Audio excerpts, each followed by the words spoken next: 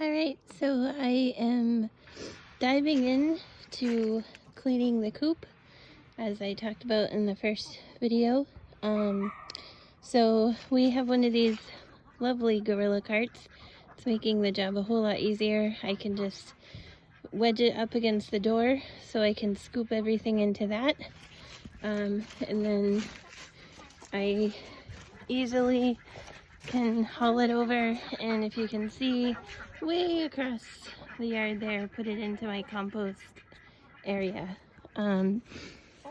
Minimal tools, so I'm just using a steel rake and a hoe to kind of chop things up, because with the deep litter method it does get a little thick.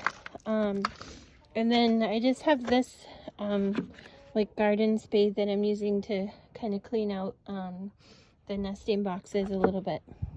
So you don't want to go crazy, but get a good portion of the old stuff out. I have scraped down pretty good to the floor. It's not going to be spotless, but I'll get a lot of that old stuff out that's been in there for almost a year now, so that they have a nice clean start to the next year for them. And then this will also help in the spring and summer. You gotta love New England, because it's today is low 40s and we have a cold front, so it's kind of chilly outside.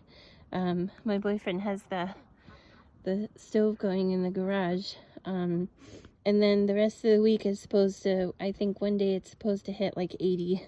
So we have a fluctuation of temperatures, but the one nice thing about doing the spring cleaning and taking out all of the layers is that it will help keep them cooler in the spring and the summer. And that's something you want to pay attention to also when you're picking out the breeds of birds, is make sure that you're matching them to the climate that you live in. Some birds aren't made for the cold, some don't really like the extreme heat. So you gotta kind of do your research and pay attention to what kind of climates they can tolerate. I did lose 4 little ones last spring because I didn't realize that they don't really tolerate heat very well, and the setup that I had them in was, I think, a little too hot for them. So you definitely want to pay attention to that, so that you don't unintentionally lose any of your chickens that you get. And you want to make sure that you're giving them in the warmer months, make sure you give them a cooler space where they can go and get shade and cool off, and then in the winter make sure they have a place they can go in and stay warm. So I do change the shavings throughout the warmer months. Like I freshen up the coop, not as frequently as in the winter, but by the time winter comes, they have enough layers in there that they're pretty warm. But I want to make sure also that they're not getting too hot. So that's also making sure that their coop is well ventilated. Make sure that there is a way for them to get airflow through the coop, so that they do have a way to cool down. And then with mine, I give them lots of cool treats. Watermelon, make sure they have fresh cold water. You can put ice cubes in the water. There's lots of different ways that you can help them cool down. Just like in the winter, there are a lot of different ways that you can help them stay warm. And same for the ducks. The ducks seem to be much better as far as, just taking care of themselves and helping and making sure they're regulated. But definitely you want to also think about the same things with their coop. You don't want you don't want it to be layered too much in the warmer months, but you do want it layered in the cooler months so that they are able to stay warm enough.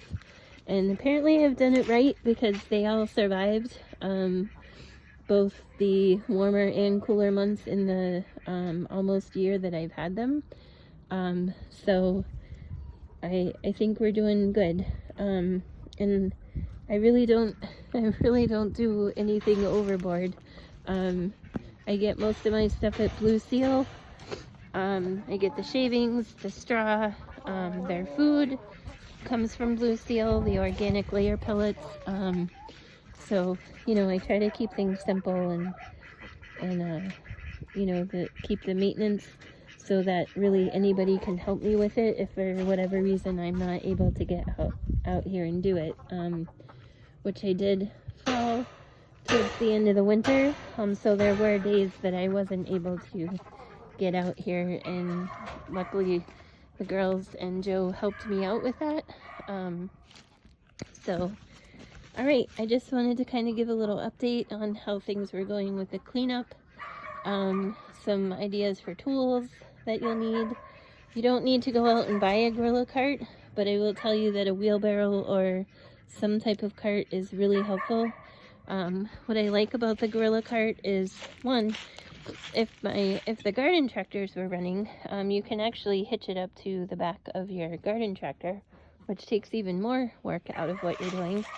I like to get the exercise, so it doesn't really bother me. But also, the handle lifts up and this fully tilts back, so it makes it much easier to empty out all of the old shavings into the compost.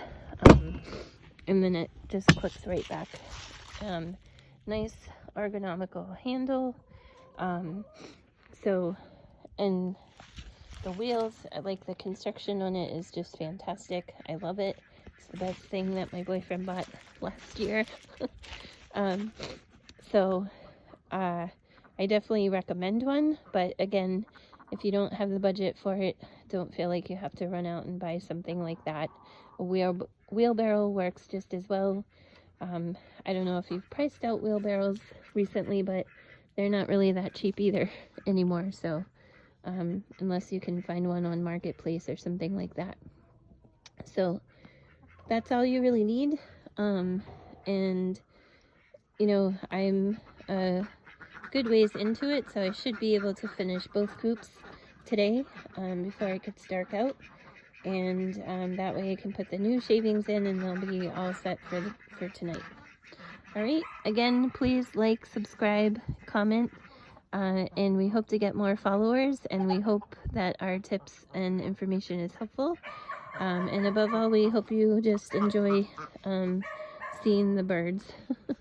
And they're really entertaining to us, so we want to share that with others.